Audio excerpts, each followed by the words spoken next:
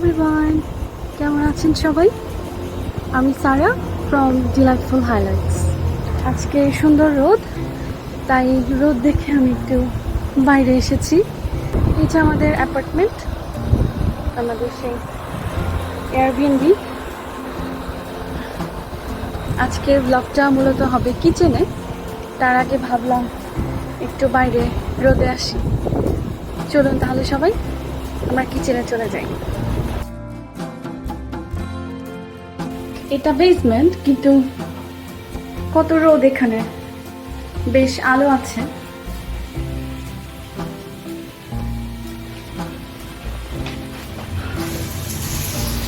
তো এখানে আমি অলরেডি সব সেট আপ করে রেখেছি। আমি এখানে কিচেনের সব আয়োজন শুরু করে দিয়েছি অলরেডি। আজকে হচ্ছে মাংস দিয়ে খিচুড়ি করব, মুরগির মাংস দিয়ে। আমি মাংস ভাজছি এখানে, আর এখানে মশলা গুলিয়ে রেখেছি অলরেডি। এখানে হচ্ছে কিছু ফোড়ন, দারচিনি, তেজপাতা, লং, এলাচ, মরিচ, পেঁয়াজ কুচি, টমেটো কুচি। এখানে হচ্ছে 2 কাপ পোলাওয়ের চাল, 1 কাপ মুসুর ডাল, 1 কাপ মুগ ডাল, আর এখানে হচ্ছে আলু কেটে রেখেছি ধুয়ে। আর মশলাটা এখানে আমি হচ্ছে এই কাপটা ইউজ করেছি, ছোট কাপ, বাসা থেকে নিয়ে এসেছিলাম। আর এখানে হচ্ছে যেহেতু আমার 2 কাপ হচ্ছে পোলাওয়ের চাল আর 2 কাপ মিলিয়ে হচ্ছে 4 কাপ, এই কাপের 4 কাপ, তাহলে আমি 8 কাপ পানি দিয়েছি। আর এখানে পানিটা অলরেডি গরম হয়ে গিয়েছে। আর আমি হচ্ছে অ্যাভোকাডো অয়েল এটা ইউজ করব। আর এখানে একটু ঘি আছে, ঘি ইউজ করব। আর এখানে আমি সব মশলা দিয়ে বেগুন মাখিয়ে রেখেছি। মাংসটা ভেজে নিচ্ছি, প্রায় এটা হয়ে গেছে। আর এই বেগুনটা যেটা আমি মাখিয়ে রেখেছি, কালকে মার সাথে যখন ফোনে কথা বলছিলাম তখন মা বলছিল যে বেগুন যদি 1 ঘন্টা আগে মশলা দিয়ে এভাবে মেখে রাখা হয় তাহলে নাকি তেল কম লাগে। তাই আমি বললাম দাঁড়ান, এটা তো আমি জানতাম না। যখন বেগুন খাই তখন মনে হয় কি বেগুন খাচ্ছি না, তেল খাচ্ছি। কারণ হচ্ছে আমি তো এভাবে 1 ঘন্টা আগে মাখিয়ে রাখতাম না আগে, তাহলে হচ্ছে অনেক বেশি পরিমাণ তেল লাগতো। তো যখন বেগুনটা রান্না করি, যতই তেল দিই সব তেল খেয়ে নিচ্ছে। তো যখন খাই বা রান্না করি তখন মনে হয় যে আজকে তেল খাবো না বেগুন খাবো।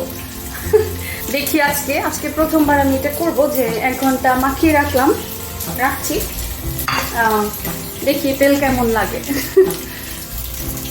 আমি মাংসটা এখন তুলে রাখবো। এরপর হচ্ছে আমি আলুটা আগে একটু ভেজে নিব। তো আমি এখানে আলু ভাজার জন্য তেল দিয়ে দিচ্ছি, অ্যাভোকাডো অয়েল। এই তেলটা হচ্ছে স্বাস্থ্যের জন্য খুবই ভালো। এটা হচ্ছে এই তেলটা পুড়তে অনেক সময় লাগে। সো আমরা জানি তেল পুড়লে হচ্ছে খারাপ, সেটা ভালো নয়, কিন্তু এই তেলটা সহজে পড়ে না আর কি। সো আমি এখানে হচ্ছে আলুগুলো আর একটু তেল গরম হলে তারপর দিব। সো একটু এটা গরম হয়নি।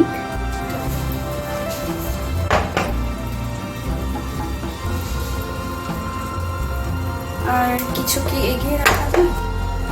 আসলে ডালটা ভেজে নিতে পারি। আমি আরেকটা পাশে মুগ ডালটা ভেজে নিতে পারি।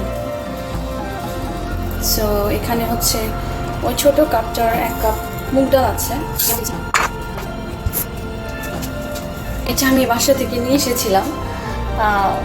যদি বাই চান্স এখানে না থাকে, অনেক সময় টুকিটাকি 2-1টা জিনিস মিসিং থাকে, বাট না, এখানে বেশ ভালো জিনিসই অ্যারেঞ্জ করেছে ওরা। আমি হচ্ছে মুগ ডালটা ভেজে নিচ্ছি। এটা হচ্ছে ভাজার পর আমি ধুয়ে নিব, আগে ধুয়ে নিই, ভেজে তারপর হচ্ছে ধুবো। তেলটা গরম হয়েছে, বাট আরেকটু হবে। সরি, আমি চাই না একা একা ভিডিও করছি, কেমন হচ্ছে সব সময় পুরো চেহারাটা দেখা যাচ্ছে না।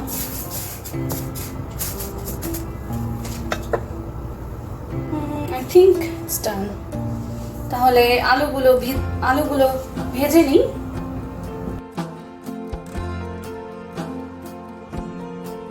এখানে আমি সব মশলা বাসা থেকে নিয়ে এসেছি, আপনাদের আগের ব্লগে দেখিয়েছি। সো এখান থেকে আমি একটু লবণ, হলুদ আর হচ্ছে একটু মরিচের গুঁড়া দিব।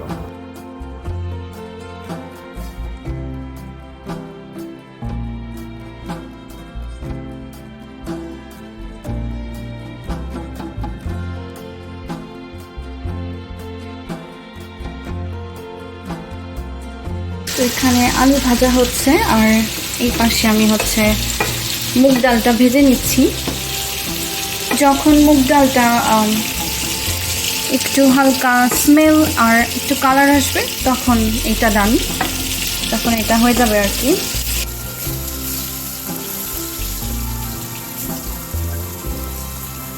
এটা হচ্ছে খেয়াল রাখতে হবে যাতে ডালটা নিচে এক পাশ লেগে না যায়, অন্য পাশ হয় কি অনেক সময় যে এভাবে রেখে দিলে এক পাশ লাল হয়ে যায়, অন্য পাশটা সাদা থাকে, সেটা আর কি কনস্ট্যান্ট নাড়তে হবে।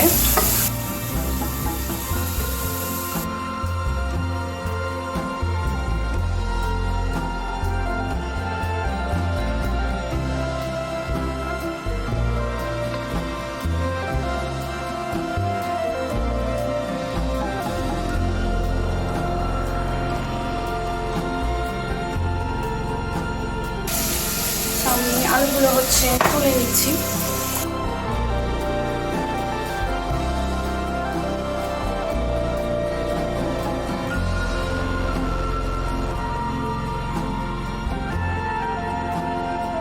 এখানে মাংস আর আলু হচ্ছে ভেজে তুলে রাখলাম।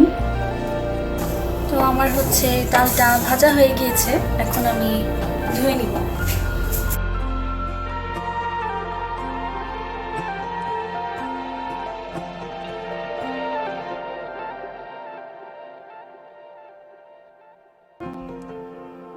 আমি হচ্ছে এই তেলে মাংসটা ভেজেছিলাম, এই তেলটা ফেলবো না, এই তেলেই হচ্ছে আমি মাংস রান্নাটা শুরু করব। তাহলে এই যে ফোড়ন রেখেছিলাম, ওইখান থেকে অর্ধেকটা হচ্ছে আমি মাংসের জন্য দিব। সো অর্ধেক না, আসলে আমার পরে পোলাওয়ের জন্য আরেকটু লাগবে। আমি এখানে হচ্ছে দুটো লবঙ্গ, নট লবঙ্গ, দুটো হচ্ছে এলাচ, হাফ তেজপাতা, দুটো দারচিনি আর একটা লবঙ্গ ইউজ করব। এটা হচ্ছে কিছুক্ষণ তেলে, বেশিক্ষণ না, অল্প একটু নেড়ে, এটা যখন একটু সেন্ট আসবে তখন আমি পেঁয়াজ কুচি দিয়ে দিব। এখন সামান্য একটু লবণ দিব, লবণ দিলে এটা তাড়াতাড়ি সেদ্ধ হয় পেঁয়াজটা। আমি এখানে এই লবণটা দিয়ে দিব অল্প একটু।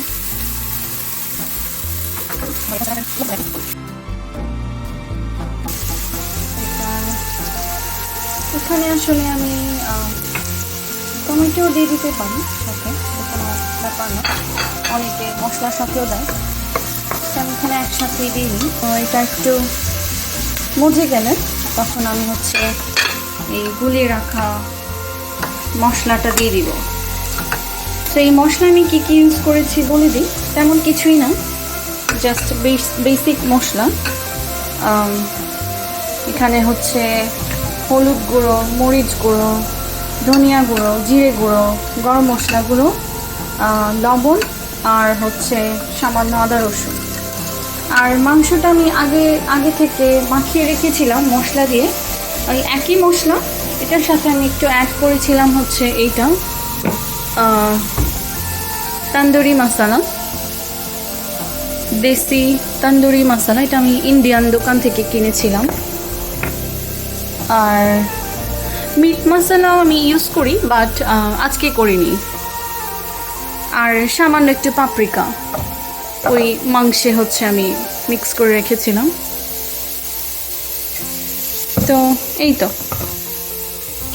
এগুলোই। সো এটা হয়ে গেলে আমি, আর মশলাটা যখন আমি মাখিয়েছি তখন হচ্ছে আমি হট ওয়াটার ইউজ করেছিলাম। আর যে কোনো রান্না হচ্ছে গরম পানি দিয়ে করলে সেটা বেস্ট হয়। তাই আমি কখনো কোনো রান্না শুরু করার আগেই বা রান্না চলাকালীন সময়েও গরম পানিটা করে রাখি পাশে দিয়ে, যাতে রান্নার সময় আমার সময় না লাগে। এটার জন্য এটা আর একটু হোক, তারপর মশলাগুলো দিয়ে দিব। আমার পেঁয়াজটা হচ্ছে একদম নরম হয়ে গিয়েছে। এরপর যে আমি হচ্ছে এই মশলাটা দিয়ে দিব।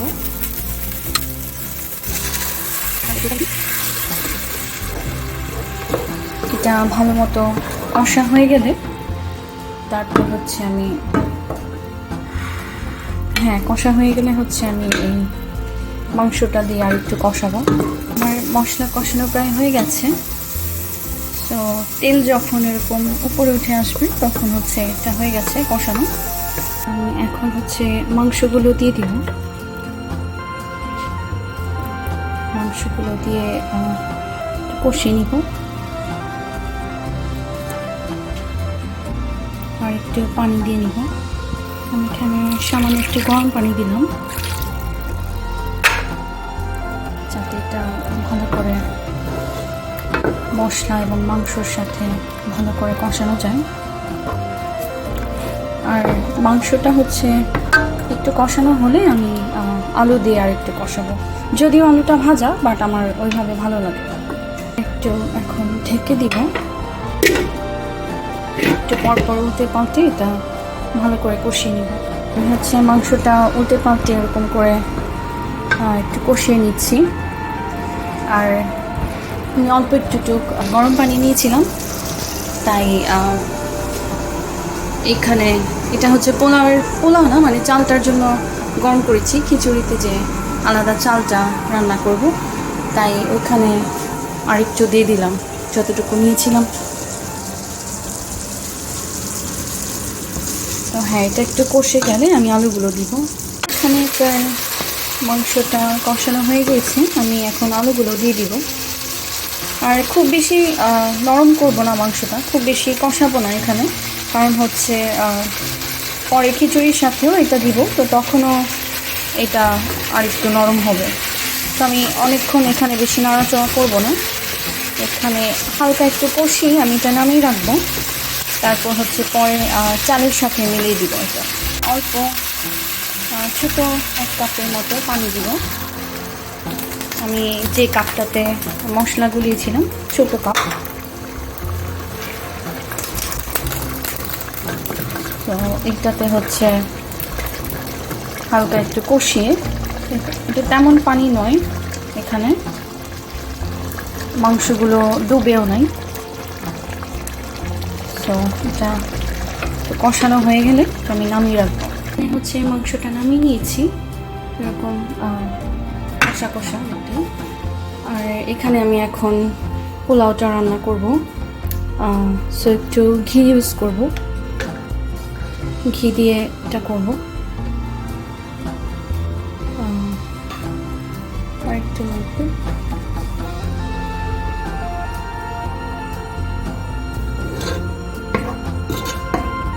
এখানে হচ্ছে আমি 2টা লবঙ্গ আর তেজপাতা,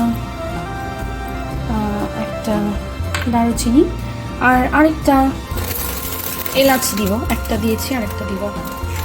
এখানে আমি হচ্ছে পেঁয়াজ আর লবণ দিয়ে হচ্ছে ফোড়নের সাথে নেড়ে নিচ্ছি। একটু নরম হয়ে গেলে তারপর এগুলো দিয়ে দিব। হচ্ছে মশলাটা দিয়ে দিব, হলুদ, মরিচ, জিরে, ধনে এগুলোই, আর হচ্ছে আদা রসুন সামান্য হচ্ছে খিচুড়ির জন্য। এটা কষে গেলে আমি হচ্ছে ডাল এখানে যে মুগ ডাল ভেজে ধুয়ে রেখেছি, আর এখানে পোলাওয়ের চাল, মসুর ডাল এগুলো দিয়ে দিব। কষানো হয়ে গেছে, আমি একে একে সব চাল ডাল দিয়ে এটা একটু ভেজে নিচ্ছি। তো যখন একটু স্মেল ছাড়বে আর চাল ডালের একটা আওয়াজ হবে, তখন হচ্ছে আমি গরম পানিটা যেটা করে রেখেছিলাম সেটা দিয়ে দিব, আর সাথে এই মাংস দিয়ে আলু দিয়ে যেটা করে রেখেছি ওইটাও মিক্স করে দিব।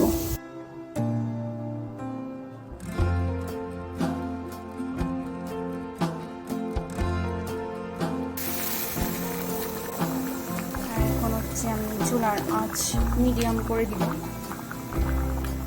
আর মরিচগুলো দিয়ে দিব।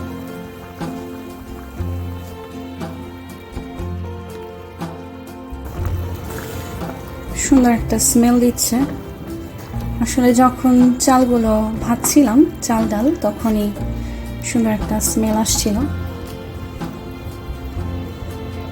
তো আমি লবণটা দেখে নিই, তারপর ঢেকে দিব। এই পর্যায়ে লবণটা ঠিক মতো দিলে পরে লবণটা মিক্স হতে ঝামেলা হয় না।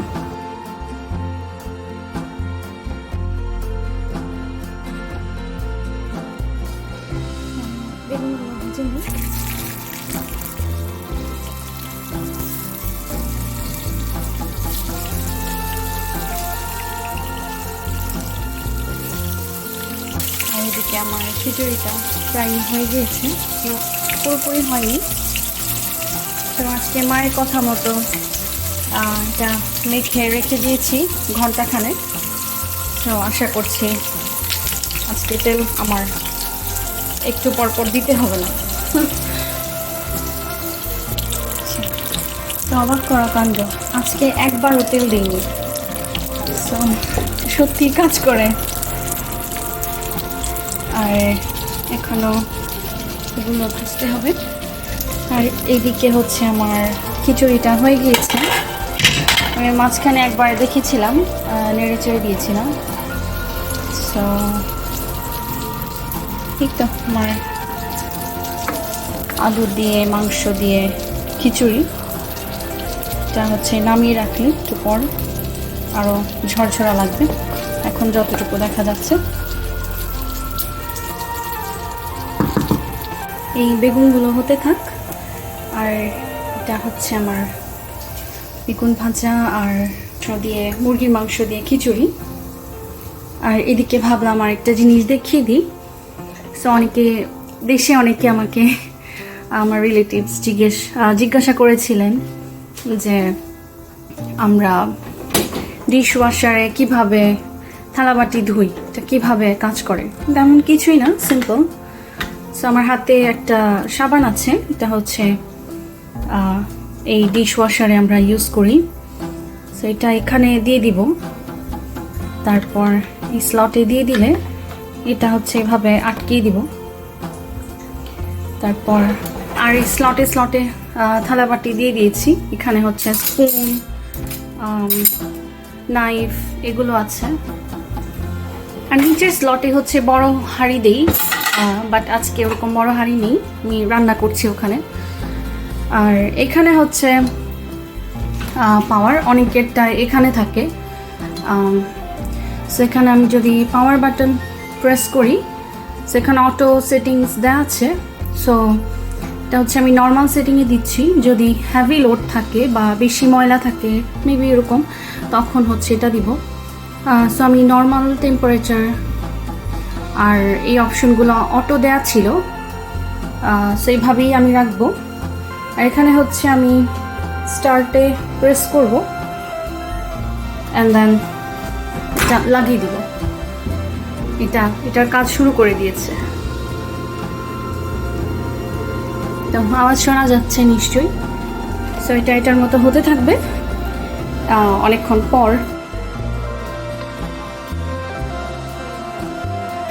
আর ভিতরে যে থালাবাটিগুলো ছিল ওগুলো হচ্ছে আমি পানি দিয়ে ধুয়ে দিয়েছি।